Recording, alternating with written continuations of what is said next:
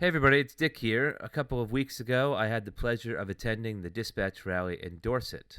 I joined on a whim after seeing an ad for the event on my Instagram feed.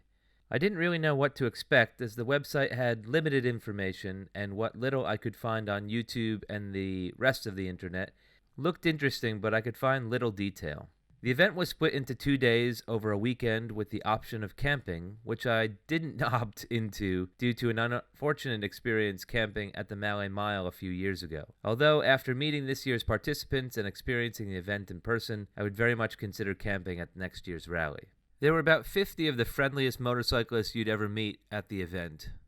And past participants made newcomers feel welcome and instantly a part of the group. Day 1 consisted of skills training and taster sessions at stations dotted around a lovely hillside farm campground. At one station, the organizer James gave a tutorial on mounting the bike directly to the foot peg to avoid a slip and fall on loose or uneven terrain. I thought it was genius that James chose a single skill on which participants could focus to feel empowered while preventing us from getting overwhelmed by too much information. It was a welcoming atmosphere, and we were all encouraged to try no matter the level of our experience. I consider myself an experienced rider, but I do make a point to practice my riding skills so I can remain safe and better enjoy my time in the saddle. I'm also open to learning new ways of understanding my motorcycle. Day 1 of the rally was right in my wheelhouse. As you're going down here now, what you do is relieve your spare hand. So you need the throttle obviously, nice and controlled and straight.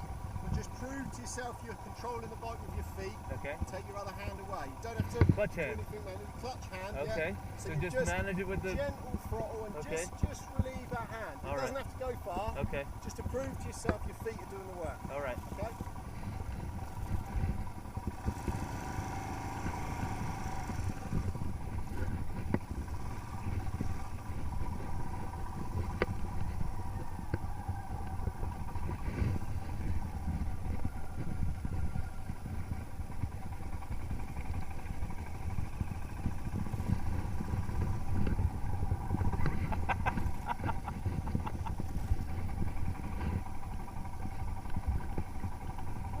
What?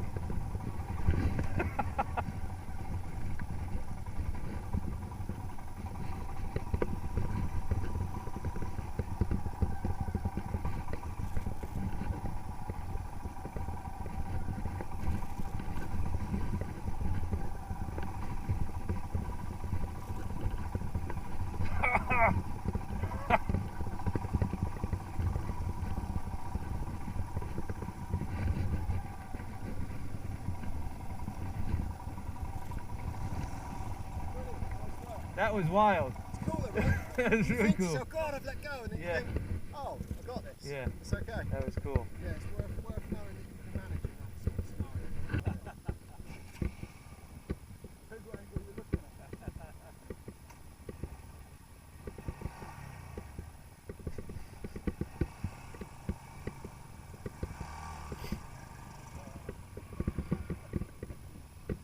At another station, participants had the opportunity to try a slow-speed skills course on one of my favorite bikes, the Honda MSX Grom. The goal was to complete the course without dabbing a foot. It was fun having a go, but you could spend the entire afternoon at the station entertained by other riders getting mixed up and spun around, falling over, and cheering one another on.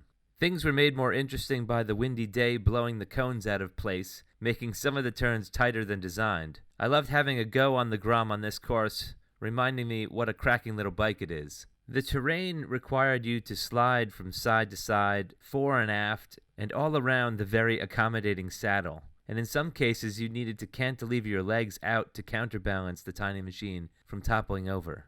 The few chances I had to open the throttle on the slick grass made me feel like a kid again. I ended up going back to this station a number of times throughout the day just to get another go on the Grom and to barrel through the track that was being carved into the field. Despite the track, a lot of people still ended up getting lost, which was hilarious. In the woods at the foot of the field were 2 off-road stations. The more popular of the 2 was the short Trials loop. Trials bikes are to adventure bikes as BMXs are to mountain bikes. These seatless two-stroke wonders are a hoot. Their tiny stature and extra-long suspension travel make for some bold line choices. The trial station had the longest line and the most repeat visitors of the day, and with little surprise as to why, it was fun as hell.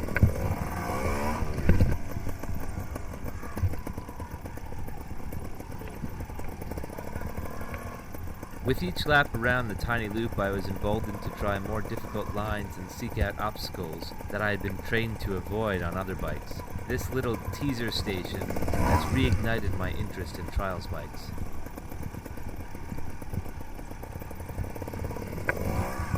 I'm not one for wheelies, but I could get used to it.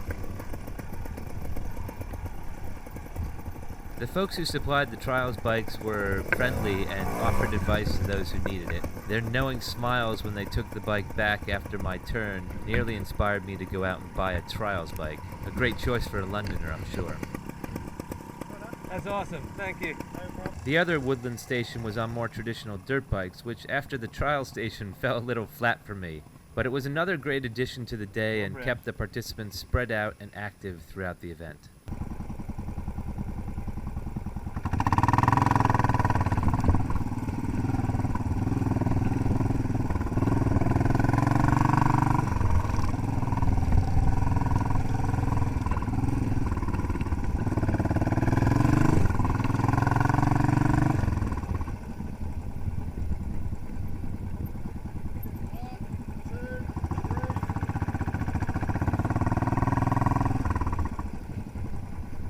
Fun?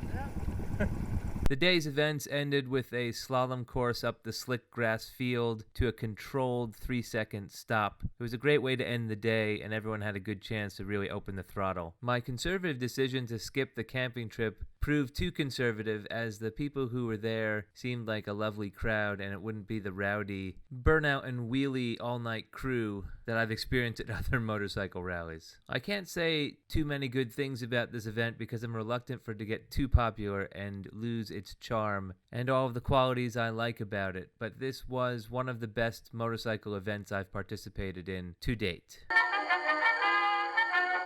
If you like that video and you want to see more like them, hit like, share, and subscribe.